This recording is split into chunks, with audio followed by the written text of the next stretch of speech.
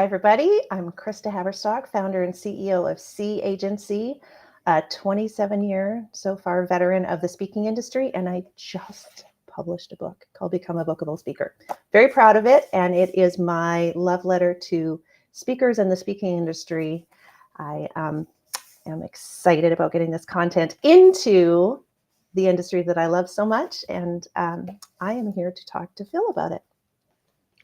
And what's the best advice you ever got? Oh, the best advice I ever got? Well, conveniently, it is don't ignore the obvious, which my whole obvious advantage is based around. It's been fundamental in helping speakers find what their quote unquote superpower is, their obvious advantage, and it sets them apart from all the other speakers, the hundreds of other speakers that are jockeying for position at the top of that list for bureaus and meeting planners. Ooh, don't ignore the obvious. So how do we find the obvious though? Because it's obvious to you maybe, but it might not be obvious to me. So how do we find that obvious, Christa? What I have found for myself has worked the best with speakers is in a conversation with them. My first question is always, why do you speak on the topic that you speak on? And that is always very telling. It's important to know that your message is wrapped with your mission. And if there's an incongruency with your message being wrapped with your mission, then there's an inauthenticity there that comes out on stage. And once you find your obvious advantage, that's what comes through on stage. So it's a simple exercise. It is by no means easy. It is simple. So I urge speakers to look at themselves, look at everything about them, their brand, their experience, who they are, what they do, find what they are the first at, the most at, the only, and the best. So first, most, only, best. And that turns into an existential crisis pretty quick. So I've called it speaker therapy for years. That's so funny. Well, that is hard stuff. I mean, as I think about that for me, Yeah. that's very hard. So that would take some time to even come up with. So when did you first come up with this? Because obviously the book is the culmination. The book is not like the first time you've talked about this. No, not at all. And in fact, the funny thing, Phil, is that this book is me looking at myself and saying, don't ignore the obvious. Like, what are you the first? What are you the most? What are you the only? What are you the best at? And after 27 years, I have all of this experience. I'm a musician, I'm a singer, and I love singing. And forever I've called myself a musician. Of course, you do that. That's your identifier. I was an elementary music teacher, grew up in Canada. So I tell people I'm a teacher. I still tell people I'm Canadian, of course. But when you do something for 27 years, day in, day out, you eat it for breakfast, lunch, and dinner. That's my obvious advantage, to bring something different to the table for people who want to see life just through a different lens. I don't feel like I'm more evolved or I'm smarter than anybody, but the lens that I bring to the table, as far as what I'm able to share in the book, or, if I'm speaking to anybody, just even in conversation or when I'm talking to speakers about their brand, I'm able to see it through the lens of the buyer and the person who's also trying to sell this speaker, being the speaker. Like, I was with a speakers bureau for 10 years. So the person who's trying to sell this speaker, I can hear their voice in my head when I'm talking to a speaker. That's my obvious advantage. When I'm talking to a speaker who is like the former president of a marquee brand, right? And they call themselves a leadership speaker. I go, what? No. Like, people speak on leadership. There are plenty of leaders out there. That's your content. You aren't your content as a speaker. You are the culmination of your experiences.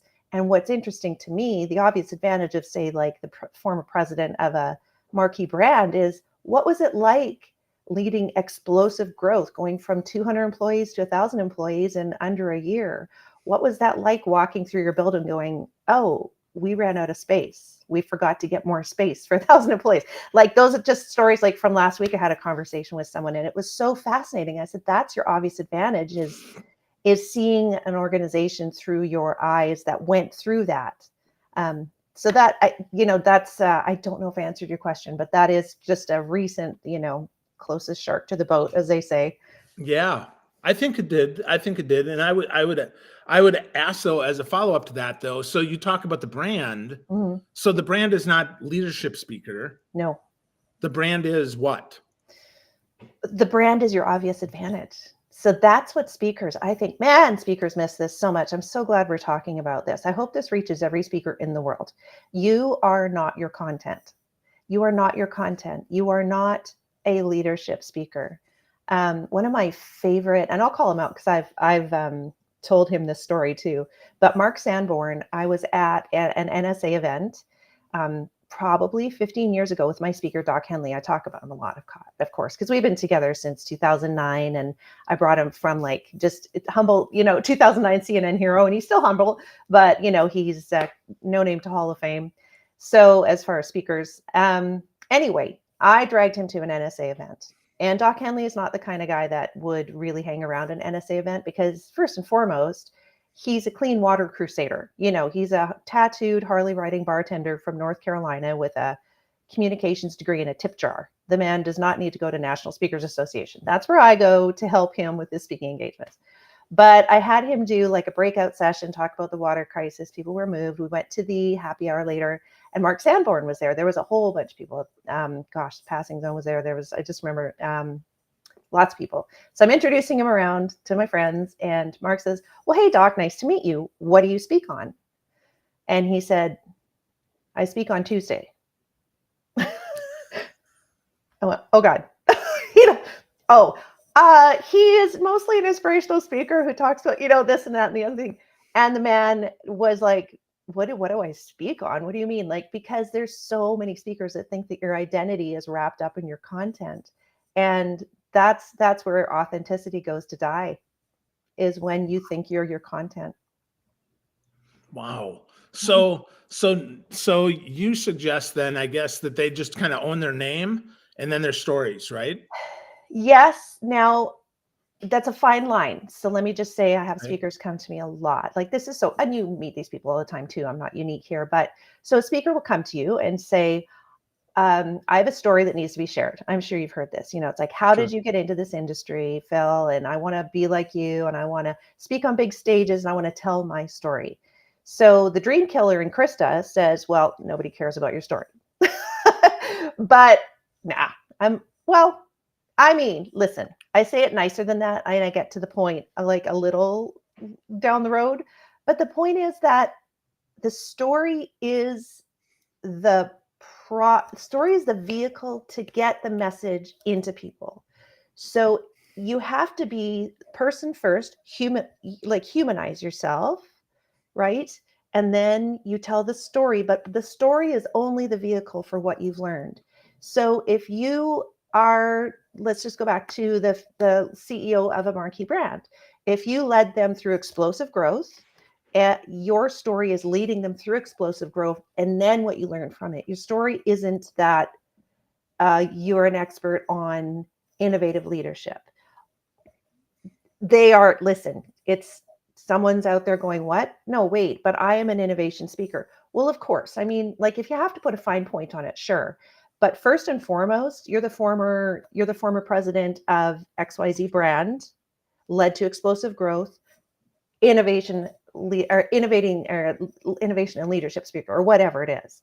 But don't put the content first. And just while we're on the topic, you don't need to put speaker in there. Like if you're an expert on speaking, I mean, it's kind of implied by the fact that you're on stage holding the microphone. So that's valuable real estate you're eating up with speaker. Oh, so interesting. So, well, the book is fantastic. There's a lot of stuff we're going to talk about today. I love that we started with the brand though, because I think that's where a lot of folks go sideways pretty quick. So with that, let's talk about some of the bigger mistakes that speakers make. Sure. You talked about the fact that they lead with speaker as opposed to leading with their obvious advantage. Yeah. Okay. Right. That they lead with that. So what else? What else are some big mistakes that you see speakers make? Gosh, like I'll just start from what's on the top of my head, because there are a lot of don'ts and there's a lot of do's, right? And so that's honestly, I had to get it all out of my head and put it down on paper. Like at the end, I didn't even care if anyone bought it. I was like, it's there. Just if you want it, go get it, because it's all there. But a lot of the don'ts, off the top of my head, I had So I'm going to actually back into this because it's a pretty good story. So I got into the speaking industry, and Phil, you just learned this, but I got into the speaking industry through my brother, Vince Pacenti, who is a Hall of Fame speaker in 2 countries, New York Times bestseller, Wall Street Journal bestseller, Olympic athlete in 1992 Winter Olympics. So I was actually at those Olympics as his little sister and saw him compete. And he came 15th in the Olympic Games. And there's not, his plan was go to the Olympics, win the Olympics, and then you become a high paid speaker. Well, you go to the Olympics, you lose the Olympics. The phone doesn't necessarily ring. So I learned all this later when I completely fell backwards into this industry through the door that he and his wife, Michelle, opened into a speakers bureau. And I landed in the speakers bureau and had no idea what I was doing. So I had to get very creative on how to sell speakers, 100% commission. I didn't know what a speaker was, didn't know what they did. I didn't know what an event planner was, didn't know American Icons. I just moved from Canada. And so I guess I just got creative because I would get a request. Let's say you get a lead from an event planner saying we need a team building speaker or a teamwork speaker or something in XYZ range. And they really wouldn't give me too many parameters on it. And so I would think to myself, well, I really like this guy that just came into the office, but I don't know how much his stuff or her stuff actually compares with the event planner. So I would take their stuff, rebrand it, and like reverse engineer it into the event planner stuff. And I would do that for 5 or 6 speakers until I found one that hit. And then I would make the booking. And it worked. I mean, I was top producer 8 of my 10 years there. And I spent those 10 years reconfiguring every speaker's brand I touched. And it was topics, it was bio, it was headshot, it was pre almost internet, guys. Like, I mean, not even pre AI GPT where you can dump stuff in and it spits it out. Like, it was all up here. So I saw so many mistakes, like over and over and over. One that's actually, I referenced it. So funny. I was talking to a speaker last week and he wants to get into speaking. And he said, I got some headshots done. Well, he sends me the headshots. What I had mentioned specifically in the book is I would take their headshot, and if it was backlit holding a microphone, I would find something of a shot of them in their natural habitat looking like a boss. Well, this guy sends me headshots of him backlit holding a microphone. I was like, oh God, you're page 3. I took a picture. I'm like, I need to send you my book. And I am, of course. But I mean, there's so many. So there's just the little things that you don't know until you don't know what you don't know. Too many topics. That's a huge one. Being all things to all people. That's another huge one. Confusing your brand on social media. That's a huge one. I mean, being an advocate for everything. Like, pick a lane. This is actually maybe the biggest one. Now I'm thinking of it. When your brand and your fee do not match. So there is let's just say there's just a speaker. I'm just going to go back to this one, the president of a marquee brand. Okay. They can easily command, and this is a woman, by the way. So female leadership speaker, head of a former head of a marquee brand. We're talking 25, 30 for this woman, right? Yep. The brand, arguably 5 to 7,500, 5,000 to 7,500. And when you see that incongruency, what do you think, Phil? Go ahead. What do you think when you see that? Well, first of all, they probably never have spoken before. Right. They probably are just getting started, and maybe that experience, maybe they got forced out. That's funny. I hadn't even gone that far. All of the bad stuff. Nothing good. Yeah, nothing good. Yeah, because it doesn't match. I mean, the story's good, but perhaps, those are the things I think about. Right. And come to find out, this person is, amazing on stage. Like, really, really good. And just delightful. I mean, really, really solid. And so that to me is like, it's something I want to fix. It's like seeing a puppy running in the street. You're like, what? Like, no, stop. You're hurting yourself. Do not promote yourself anywhere. That's another one. Gosh. So Anyway, fix the brand, you can raise your fee. The other one is launching too early.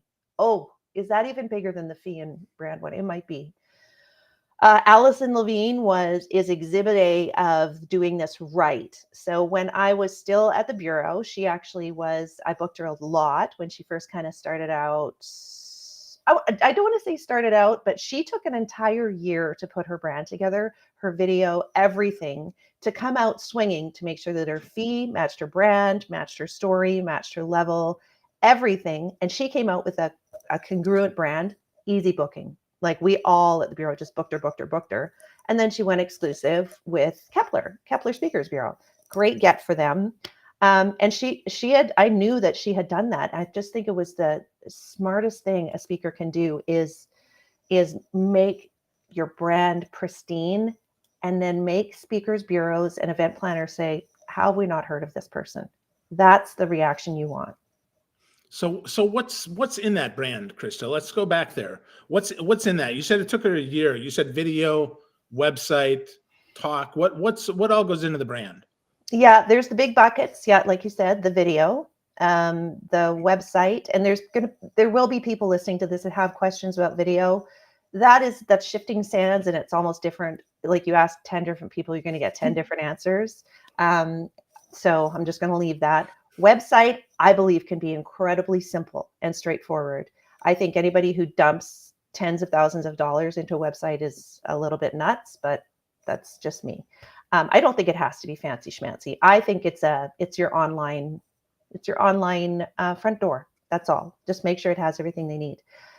What is critical is that everything matches in quality. Okay, so if your video doesn't match, your website's quality doesn't match, your social media presence. If your pictures look homegrown on your iPhone, if your headshots look homegrown on your iPhone, you cheaped out. It's a subconscious static, right? Because the meeting planner or the Bureau is going to be like, well, maybe they haven't been speaking that long, or maybe they're going to, maybe they don't understand. You know what I'm saying? Like there's an unprofessionalism to it. So professional, clean. Okay, so I'm going to answer your question. Buckets: video, website, headshots. There's a few bios you need: the 100-word, 250, 350. There's the byline, which is where you probably would highlight your first, most, only, best, and you probably won't get all four, by the way. So it like the first so-and-so to do whatever, that's what you would lead with. And then I like this new one too, the big promise statement. I help blank. How is that? I help blank get blank by blank or something like that. Yeah, exactly. Like basically addressing, I help teams and leaders find their obvious advantage so they can grow in purpose and passion for their job. That's the outcome. Yeah, the last one's the outcome. That's right. The outcome. Yeah, so that's a really important bit too, and making sure your fees match. That's a bucket too. What am I missing? Topics. 2-3 topics is tops. Listen, let's just be real. Like if you're a speaker and you're listening to this, or anybody who's ever booked a speaker, in my opinion, the topics are kind of just the wrapping paper around the speaker. Because what you're getting from them is who they are, what they bring to the event, and why. And so if you have topics that is like, here's my speech, and I think a lot of speakers do that. They'll say, here's my speech, I'm ready to launch it. Well, that speech can change. And it can change on site. They can say, oh, we had 45 minutes, we now have 12, go. Like we both know that is a very real, clear and present danger. Yep. And you have to, okay, I'm good. And if you have a 45-minute speech, you're a deer in the headlights. So your topic has to just be who you are, what you can bring to an audience, and serve their needs. Because if you're upset because you didn't get to deliver all your content, then what? The event is for you, not for that audience. The event has to be for that audience, not for the speaker. Yeah, you clearly you talk about that in the book about how to be easy to work with and all of Mhm. that, and who the focus should always be on, and that's the audience. So, give me some examples, some more examples of being easy to work with. That whole 45 to 12 is a big one, right? Mhm. If you think that you have to deliver your 45 minutes of content and you can't shave it down to 12, you're in trouble. What Mhm. are some other big ones? Believing that the standing ovation is not for the planner who booked you, but for the speaker. I think if you're the speaker and you think that that standing ovation's for you, you've lost the battle, because it is that planner who booked you that put her neck on the line for someone she just met. Maybe she had a pre-call. So that standing ovation is for them that did a good job. So when you focus as a speaker, when you look at that, everything from that lens, you look at that everything through the lens of service to the audience, everything goes right. I say that, and I'm going to just toss the materials thing in here just as a side note. Your brand and your materials are conducting a job interview for you, the speaker, that you are not allowed to attend. So the event planner gets your materials, looks at your website, looks at your video, reads your testimonials. That's another bucket. Missed that one. It's important. Topics. The call doesn't come to you, the speaker, or me, the manager, until it's pretty much fully baked. And they're asking for fee and availability at that point.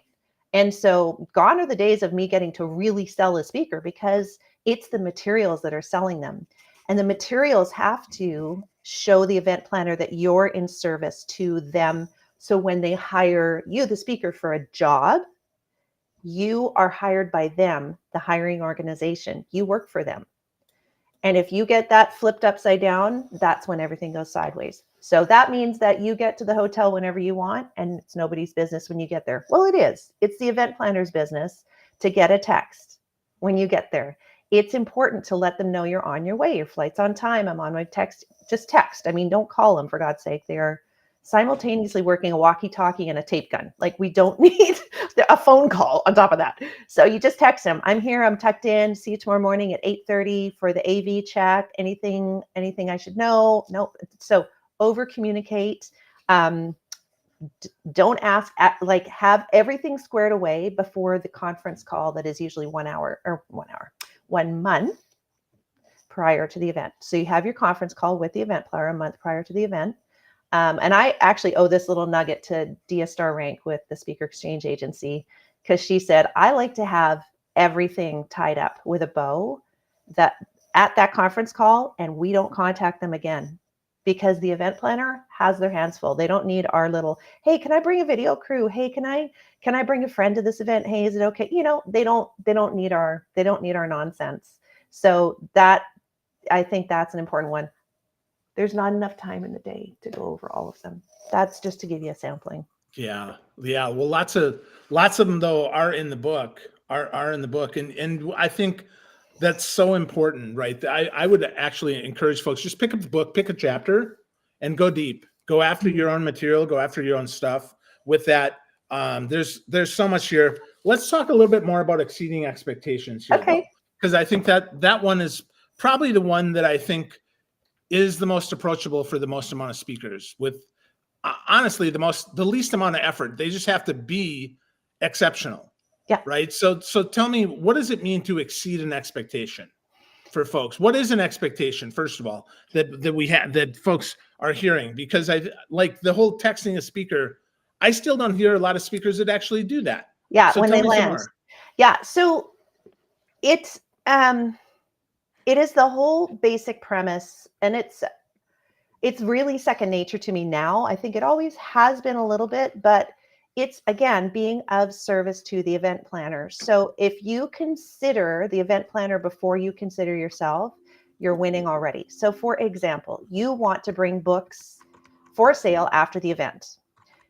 When should that actually be addressed? That should be addressed on the very first initial, like, negotiation call. Like, if they're looking for a bit of reduced fees, say, how would you feel about this? And the attendees, I'd love to do a meet and greet after. Well, and it's so funny to me how surprised event planners are, or anybody booking a speaker, when I say, well, like, Carly, well, any of my speakers, actually, they like to stay after and meet everybody. So, Carly would like to stay after and share her Olympic gold medals after the event. Would that be okay? And they're like, oh my gosh, she's going to bring her medals. I'm like, yeah.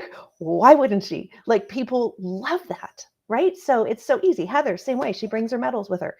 So that's exceeding expectations without lifting a finger. Just bring the medals with you. Make books available. Like, throw in a dozen books for the sponsor and their staff, or for the VIPs or whatever, and sign them and personalize them. What you think? Oh, like people love that stuff because they feel special. Customize your presentation. Do we have to have this conversation? Customize your presentation. Customize your presentation. Like, make sure that you know that they know that you know that they know that you know that they know where you are speaking for them. All right. And that comes with the pre-call. For speakers, can you hear me getting all wound up? For speakers, I hear you getting excited, which is what I love to hear. Well, keep going. It's so fun to actually exceed their expectations on the phone when I get to talk to them for my speakers, because I say, and all of my speakers will do this. They're obviously, I've coached them for years to do this, but they all realize how easy and valuable it is, so they're more than happy. But Bean will do. I was talking to, I shouldn't name the marquee brand. This is a big brand. It's hard not to mention it. But anyway, a big car brand where my speaker is speaking next month. And I said, I know it's probably going to be hard to get your people from another state to come in last minute because they're booking it last minute. I said, what if she did a little hype video saying, I can't wait to meet you at your event? Well, you would think that the guy won a lottery. And wow. I just said, that is a 10-minute ask of my speaker. She's more than happy to do that and send them the hype video. I mean, if you can, the biggest thing for event planners right now, I looked it up this morning, 84% of event planners prioritize audience engagement. So that means prior to the event, doesn't it? That means like excited to meet you, excited to see you, not excited to present at your event. Like, this is where I get a little frothy, a little passionate.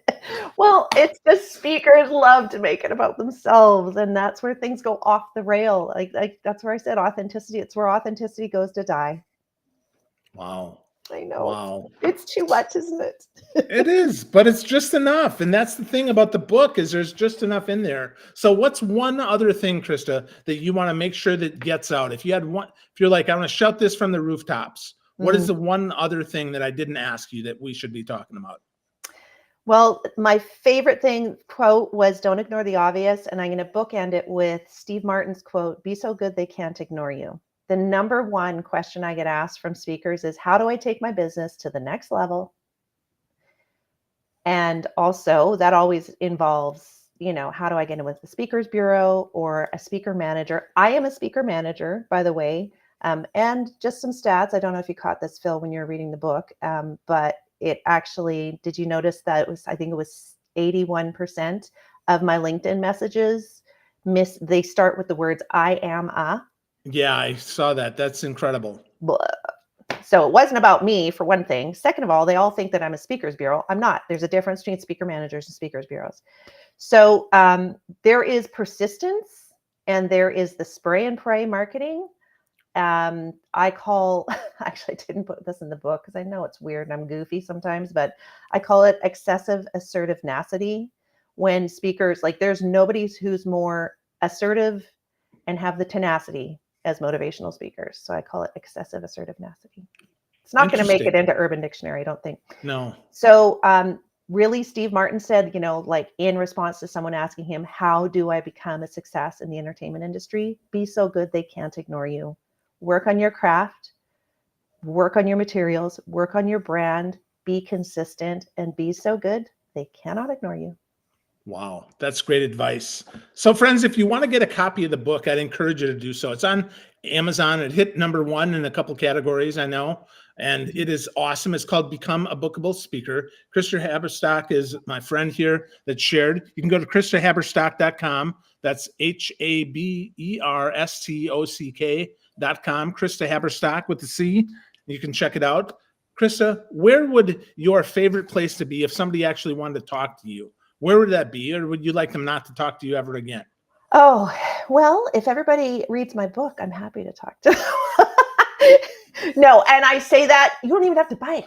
Like, you read a friend's book. I just want so badly for speakers to learn what's in there before you come to me asking for advice, because everything I know is in that book. So that's maybe my silly way of saying, like, just careful when you reach out. Be ready when you reach out to anybody, me or anybody else. It's just like that what I told you before. However, I feel like my best platform is LinkedIn. I have a ton of connections on there. That's how, Phil, you and I got reconnected, and I loved it when you reached out. So yeah, I would say LinkedIn is probably the platform. Cool. Great stuff. Christa, as always, it's great to spend some time with you. Congratulations on a wonderful book. Get the damn book. Spend the $25, get a copy of the book, and then get to work. There's a lot of stuff in here. I am not telling you that I am squared away in all of these either. I'm telling you this is a lot of work, but it's a lot of work and hopefully a labor of love for those of you that are doing this. If you're congruent, as Christa mentioned before.